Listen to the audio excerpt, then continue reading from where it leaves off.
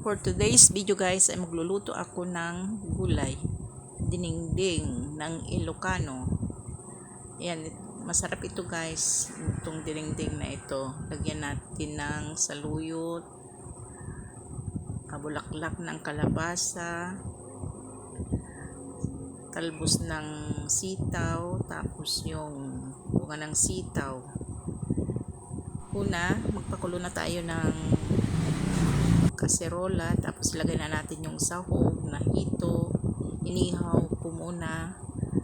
Tapos pagkakulo, pwede na nating lagyan ng bagoong, seasoning granules, tapos pwede na nating ilagay yung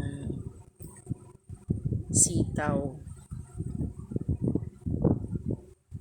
Pagkalagay natin ng sitaw, takpan muna natin ng ilang minuto.